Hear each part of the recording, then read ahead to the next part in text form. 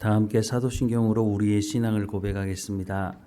나는 전능하신 아버지 하나님 천지의 창조주를 믿습니다. 나는 그의 유일하신 아들 우리 주 예수 그리스도를 믿습니다. 그는 성령으로 잉태되어 동정녀 마리아에게서 나시고 본디오 빌라도에게 고난을 받아 십자가에 못 박혀 죽으시고 장사된 지 사흘 만에 죽은 자 가운데서 다시 살아나셨으며 하늘에 오르시어 전능하신 아버지 하나님 우편에 앉아 계시다가 거기로부터 살아있는 자와 죽은 자를 심판하러 오십니다. 나는 성령을 믿으며 거룩한 공교회와 성도의 교제와 죄를 용서받는 것과 몸의 부활과 영생을 믿습니다. 아멘. 찬송가 546장 함께 찬양하겠습니다. 찬송가 546장 함께 찬양하겠습니다. 주님 약속하신 말씀 위에서 영원토록 주를 찬송하리라. 소리 높여 주께 영광 돌리며 약속 믿고 굳게 서리라. 굳게 서리 영원하신 말씀 위에 굳게 서리. 굳게 서리 그 말씀 위에 굳게 서리라.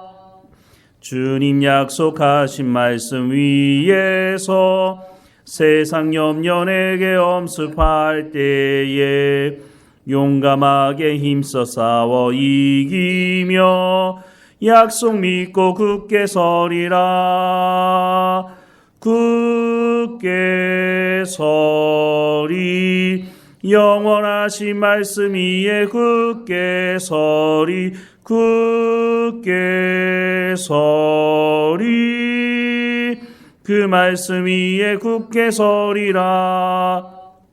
주님 약속하신 말씀 위에서 영원하신 주의 사랑 힘있고 성령으로 힘써 싸워 이기며 약속 믿고 굳게 서리라. 굳게 서리 영원하신 말씀 위에 굳게 서리. 굳게 서리 그 말씀 위에 굳게 서리라. 주님 약속하신 말씀 위에서 성령 인도하는 대로 행하며 주님 품에 항상 안식 얻으며 약속 믿고 굳게 서리라.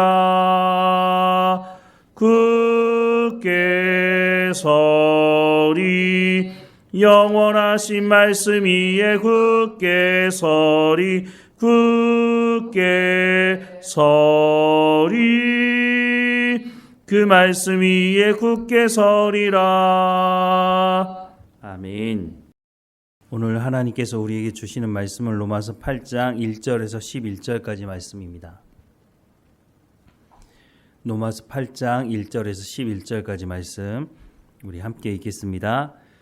그러므로 이제 그리스도 예수 안에 있는 자에게는 결코 정죄함이 없나니 이는 그리스도 예수 안에 있는 생명의 성령의 법이 죄와 사망의 법에서 너를 해방하였음이라. 율법이 육신으로 말미암아 연약하여 할 수 없는 그것을 하나님은 하시나니 곧 죄로 말미암아 자기 아들을 죄 있는 육신의 모양으로 보내어 육신의 죄를 정하사 육신을 따르지 않고 그 영을 따라 행하는 우리에게 율법의 요구가 이루어지게 하려 하심이니라. 육신을 따르는 자는 육신의 일을, 영을 따르는 자는 영의 일을 생각하나니 육신의 생각은 사망이요 영의 생각은 생명과 평안이니라. 육신의 생각은 하나님과 원수가 되나니 이는 하나님의 법에 굴복하지 아니할 뿐 아니라 할 수도 없음이라. 육신에 있는 자들은 하나님을 기쁘시게 할 수 없느니라. 만일 너희 속에 하나님의 영이 거하시면 너희가 육신에 있지 아니하고 영에 있나니 누구든지 그리스도의 영이 없으면 그리스도의 사람이 아니라. 또 그리스도께서 너희 안에 계시면 몸은 죄로 말미암아 죽은 것이나 영은 의로 말미암아 살아 있는 것이니라. 예수를 죽은 자 가운데서 살리신 이의 영이 너희 안에 거하시면 그리스도 예수를 죽은 자 가운데서 살리신 이가 너희 안에 거하시는 그의 영으로 말미암아 너희 죽을 몸도 살리시리라. 아멘. 로마서 8장 말씀을 보면 로마서 5장 말씀과 연결이 되는데요. 로마서 8장 오늘 읽었던 1절부터 11절 전반부 말씀은 로마서 5장 후반부 12절부터 21절과 연결되어서 보면은 우리가 이해하기 쉽고요. 또 로마서 8장 후반부 말씀은 로마서 5장 전반부 말씀과 연결되어져 있습니다. 로마서 후반부 12절부터 21절 말씀을 보면 아담의 범죄로 말미암아 세상에 사망이 들어오게 되었고 예수 그리스도의 의로운 행위로 말미암아 즉 예수님의 십자가 사건을 통해서 생명에 이르게 되었다라고 하는 말씀을 하고 있습니다. 이 말씀을 받아서 로마서 8장 전반부를 말씀하고 있는데요. 오늘은 로마서 8장 1절 말씀만 보도록 하겠습니다. 로마서 8장 1절 말씀을 우리가 다시 한번 보면은요. 그러므로 이제 그리스도 예수 안에 있는 자에게는 결코 정죄함이 없나니라고 말씀을 하고 있습니다. 여기서 우리가 눈여겨봐야 될 말씀이 그리스도 예수 안에 있는 자라는 말씀입니다. 보통 우리가 들었던 말씀을 기억해 보자면 예수 그리스도를 믿는 자에게는 결코 정죄함이 없나니 이렇게 하는 것이 더 익숙할 것 같은데 사도 바울은 예수 그리스도를 믿는 자에게 결코 정죄함이 없나니라고 쓴 것이 아니라 그리스도 예수 안에 있는 자에게는 결코 정죄함이 없다라고 말씀을 하고 있다고 하는 것입니다. 왜 이렇게 말씀을 하고 있을까? 앞서서도 말씀을 드렸지만 로마서 5장 후반부와 연결되어져 있기 때문인데요. 아담의 영향력 아래에 있는 사람들에게 사망의 영향력이 미치고 있다라고 말씀하고 있지 않았습니까? 아담은 한 사람이 아닙니다. 아담이 범죄함으로 말미암아 아담의 그 영향력이 그 뒤로 태어난 모든 사람들에게 미치게 되었다. 이 말을 한마디로 하자면 아담 안에 있는 사람들, 그러니까 아담 안에 있는 모든 사람들은 바로 사망을 맛보게 되었다라고 말씀을 하고 있는 것이죠. 반면에 예수 그리스도의 십자가 사건을 믿는 사람들, 하나님의 부르심을 받아서 예수 그리스도의 십자가 사건을 믿는 사람들에게는 생명이 임하게 되었다라고 하는 그 말씀을 하면서 한마디로 말하자면 예수 그리스도 안에 있는 사람들이라고 말할 수가 있는 것이죠. 그래서 로마서 8장 1절을 말씀을 하면서 그리스도 예수를 믿는 사람들이라고 말하는 것이 아니라 그리스도 예수 안에 있는 사람이라고 표현을 하고 있는데 예수 그리스도를 믿는다고 하는 것은 개별적인 측면을 강조하는 것입니다. 물론 우리 모두가 예수 그리스도를 믿지만 사실은 한 사람 한 사람이 개별적으로 예수님을 믿는 것이죠. 이게 무슨 말이냐? 내가 믿는다고 해서 내 옆에 있는 친구가 같이 구원받는다고 하는 것은 아닙니다. 우리말에 친구 따라 강남 간다는 말이 있기는 하죠. 하지만 친구가 강남 가는 것과 내가 강남 가는 것은 별개의 문제라고 하는 것입니다. 물론 내가 영향력을 미칠 수 있죠.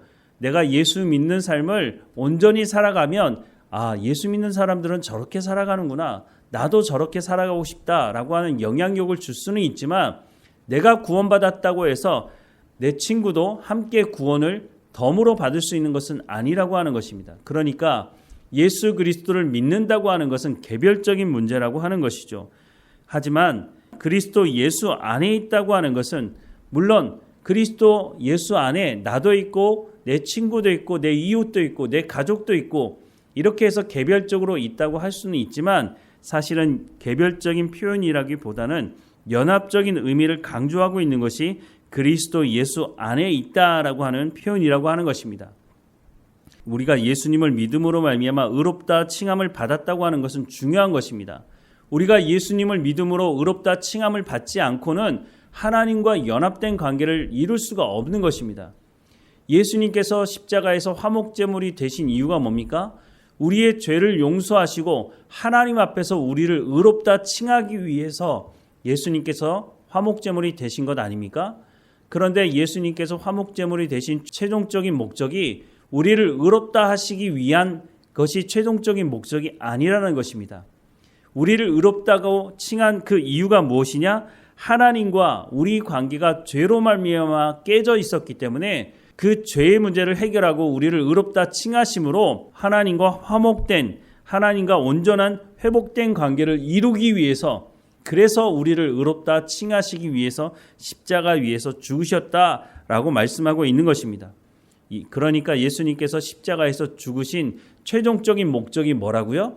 하나님과 연합된 관계를 이루기 위해서 예수님께서 우리를 의롭다 칭하셨다라고 말씀을 하고 있다고 하는 것입니다. 그런데 우리는 왜 예수 그리스도를 믿음으로 말미암아 구원받는다고 하는 것을 더 강조하는 것 같은 생각을 하고 있을까요? 바울이 정말 예수 그리스도를 믿음으로 말미암아 의롭다 칭함을 받았다고 하는 그 내용을 강조했을까요? 물론 주장하긴 했지만 조금 전에 말씀을 드린 것처럼 우리가 의롭다 칭함을 받는 이유가 뭐라고요? 하나님과 연합된 관계, 하나님과 인격적인 친밀한 관계를 맺기 위해서 우리가 의롭다 칭함을 받아야 하기 때문에 그것이 중요하다고 말씀을 드리고 있다고 하는 것입니다. 그런데 우리가 바울이 의롭다 칭함을 받았다고 하는 칭의를 강조했다고 생각을 하게 된 것은 바로 마틴 루터의 주장이 우리 가운데 영향을 미치고 있기 때문인 것입니다. 마틴 루터가 종교개혁을 할 당시만 하더라도 카톨릭은 행위구원론을 강조했습니다. 물론 지금도 카톨릭은 행위구원론을 부인하지 않는 것 같습니다. 그래서 그때 오직 믿음으로 말미암아 구원을 받는 것이다. 우리가 오직 믿음으로 말미암아 의롭다 칭함을 받고 구원을 받는 것이다 라고 하는 것을 마틴 루터가 강조하면서 종교개혁을 하게 되었다는 것을 우리가 이미 알고 있지 않습니까? 그래서 심지어는 야고보서 말씀을 보면 행함에 대한 말씀을 하고 있는데 행함을 강조하고 있는 것처럼 보여주는 야고보서를 지푸라기 서신이라고 말한 사람이 바로 마틴 루터였다고 하는 것입니다. 그런데 그것은 마틴 루터가 야고보서를 제대로 이해하지 못해서 한 말이었다고 하는 것이죠. 어쨌든 다시 돌아와서 보면 로마서 3장 22절 말씀을 번역할 때도 예수 그리스도의 신실함으로 말미암아라고 번역할 수도 있고 예수 그리스도를 믿음으로 말미암아라고 번역할 수도 있는데 마틴 루터가 종교 개혁을 하면서 행위 구원론을 강조하는 카톨릭을 반대하고 오직 믿음으로 말미암아 구원받는다고 하는 것을 강조하다 보니 로마서 3장 22절 말씀을 번역할 때 예수님의 신실함으로 말미암아라고 번역하기보다는 예수 그리스도를 믿음으로 말미암아라고 번역하는 것이 더 효과적이겠다라고 생각을 하고 번역한 것이 아닌가 하는 생각을 합니다. 그런데 이렇게 번역을 하고 나니 로마서 4장에 아브라함을 예로 들고 있는데 이 아브라함을 도대체 설명할 수가 없다는 것이죠. 물론 우리가 예수 그리스도를 믿음으로 말미암아 의롭다 칭함을 받는다고 하는 건 중요하다고 말씀을 드렸습니다. 예수 그리스도를 믿음으로 말미암아 구원받는다고 하는 것을 가장 강조하고 있는 복음서가 바로 요한복음입니다. 복음서 중에 가장 나중에 기록되었을 뿐만 아니라 요한복음의 특징은 신학을 집대성한 복음서이기도 하다는 것이죠. 그래서 신학의 결론을 말해주고 있는데 신학의 결론이 뭡니까? 예수 그리스도를 믿음으로 말미암아 구원받는다고 하는 것이죠. 그런데 바울은 복음을 소개하면서 특별히 로마서를 통해서 복음이 무엇인지를 소개하면서 결론을 얘기하고 싶은 것이 아니라 우리가 어떻게 구원의 과정 가운데 있었는지 어떻게 구원이 이루어지는지 그 과정을 설명하고 있다고 하는 것을 우리가 기억해 본다면 우리가 로마서를 조금 더 쉽게 이해할 수 있지 않을까 하는 생각을 합니다. 그래서 의롭다 칭함을 받는다고 하는 것이 최종 목적이 아니라 우리가 의롭다 칭함을 받는 것은 하나님과 연합된 관계를 위한 것이다 라고 하는 것을 우리가 기억해 보고 오늘 로마서 8장 1절 말씀을 다시 한번 보게 되면 왜 바울이 이 로마서 8장 1절에서 예수 그리스도를 믿는 자에게는 결코 정죄함이 없다라고 소개하지 않고 그리스도 예수 안에 있는 자에게는 결코 정죄함이 없다라고 말한 것이 조금 더 이해하기 쉬울 것이라고 생각이 듭니다. 또 한 가지 보고 싶은 것이 있는데 정죄라는 말입니다.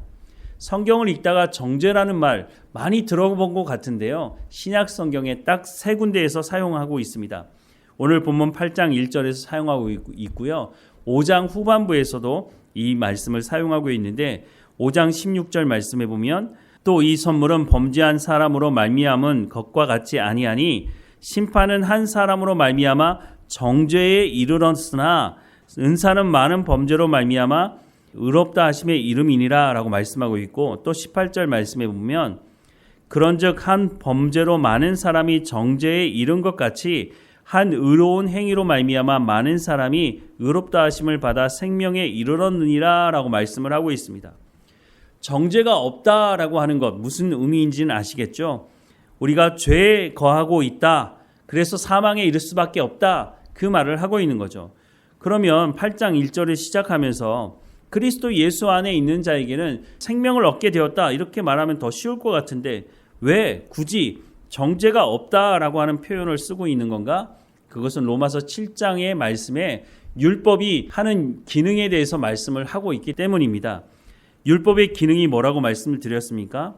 율법은 죄가 무엇인지 알려주는 기능을 하고 있다고 말씀을 드리지 않았습니까? 그렇다고 해서 율법이 사망의 원인이 될 수 있느냐? 그럴 수 없다라고 말씀을 로마서 7장에서 말씀하고 있죠. 그리고 로마서 7장 마지막에 와서 24절에 오호라 나는 공고한 사람이로다. 이 사망의 몸에서 누가 나를 건져내랴 라고 하는 탄식을 보여주고 있지 않습니까? 율법이 정죄하니까 내가 이 죄에서 벗어날 수가 없구나. 내가 어떻게 하면 하나님께 나갈 수 있겠는가? 라고 하는 탄식을 하고 있는 모습을 그리고 있습니다. 그리고 나서 8장 1절에 와서 율법이 정죄했던 그 내용이 아니라고 하는 것, 예수 그리스도 안에 있는 사람, 그리스도 예수 안에 있는 사람에게는 정죄가 없다라고 하는 그 표현을 하는 것은 로마서 7장에서 율법이 정죄하기 때문에 이 표현을 다시 언급해서 우리는 그리스도 예수 안에 있기 때문에 하나님의 새로운 법에 적용되는 사람들이지 율법에 적용되는 사람들이 아니다라고 하는 것.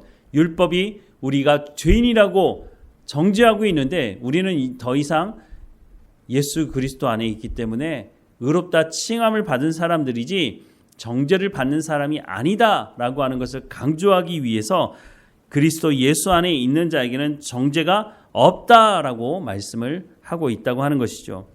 로마서 8장 1절 한 절 말씀 아무것도 아닌 것처럼 보여질지 모르지만 이 한 절 말씀 안에 우리가 예수님으로 말미암아 구원받았고 그 구원받은 것이 그냥 단순한 구원이 아니라 하나님과 연합된 관계를 이룰 수 있는, 율법이 우리를 죄인이라고 아무리 말해도 예수님께서 십자가 사건을 통해서 화목제물이 되심으로 우리를 의롭다 칭하셨기 때문에 이제는 더 이상 너는 죄인이야 라고 말하는 그 말이 우리 가운데 효력을 미치지 못한다라고 하는 것을 8장 1절 말씀, 그리스도 예수 안에 있는 자에게는 결코 정죄함이 없다라고 하는 이 말씀으로 결론을 맺고 있다고 하는 것입니다.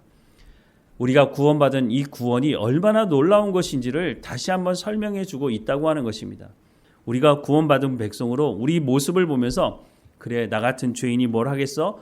이제는 더 이상 그렇게 말할 필요가 없다고 하는 것입니다. 우리가 그리스도 예수 안에서 구원받은 의롭다 칭함을 받아서 하나님을 아버지라고 부르고 하나님과 연합된 관계가 되었기 때문에 이제는 그러면 어떻게 살아가야 되겠습니까? 예전에 살던 모습처럼 그래 내가 죄인이야 나는 아무것도 할 수 없어 이렇게 말하는 것이 아니라 내가 예수님이 화목제물이 되심으로 하나님과 화목된 관계가 되었으니 이제는 의롭다 칭함 받은 사람이 되었으니 이제는 내가 하나님의 백성으로 살아가야 되지 라고 하는 그 삶을 살아가면 된다고 하는 것입니다. 그런데 여전히 사탄이 어떻게 합니까? 야, 너 봐라. 너 예전의 모습 그 모습 아니냐? 네가 무슨 예수님 안에서 하나님 앞에 정죄함을 받지 않는, 네가 그리스도 안에서 무슨 정죄함을 받지 않는 무슨 그런 사람이야? 네 모습을 봐라. 이렇게 자꾸 우리를 유혹하는 그 말에 더 이상 우리는 넘어갈 필요가 없다고 하는 것입니다. 하나님이 우리를 어떻게 보시느냐가 중요한 것이지 사탄이 우리에게 너는 그런 존재야 라고 말하는 것에 귀를 기울일 필요가 없다고 하는 것입니다.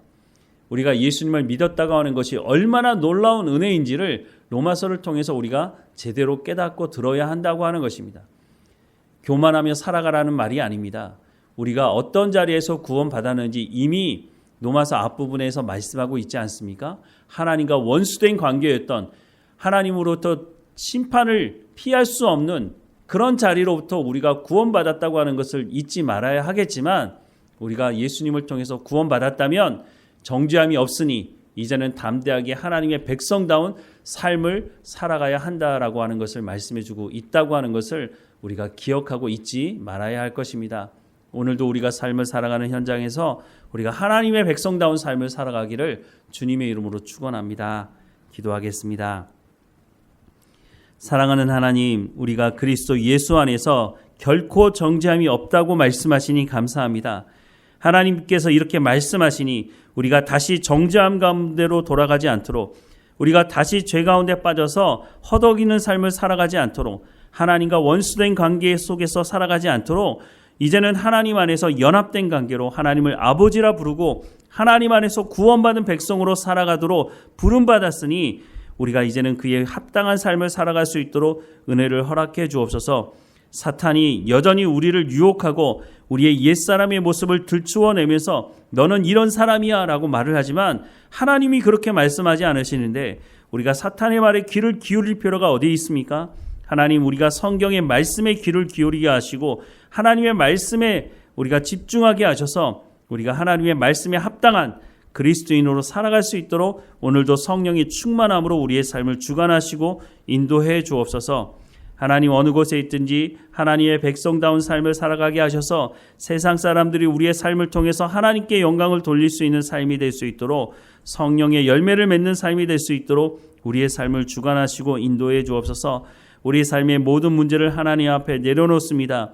우리의 문제가 우리의 발목을 붙잡지 못하게 하시고 우리는 하나님의 언약의 말씀만 붙들고 살아가는 우리의 삶이 될 수 있도록 인도해 주옵소서. 오늘도 인도하실 하나님께 감사하고 예수님의 이름으로 기도드립니다. 아멘. 하늘에 계신 우리 아버지, 아버지의 이름을 거룩하게 하시며 아버지의 나라가 오게 하시며 아버지의 뜻이 하늘에서와 같이 땅에서도 이루어지게 하소서. 오늘 우리에게 일용할 양식을 주시고 우리가 우리에게 잘못한 사람을 용서하여 준 것 같이 우리 죄를 용서하여 주시고 우리를 시험에 빠지지 않게 하시고 악에서 구하소서. 나라와 권능과 영광이 영원히 아버지의 것입니다. 아멘.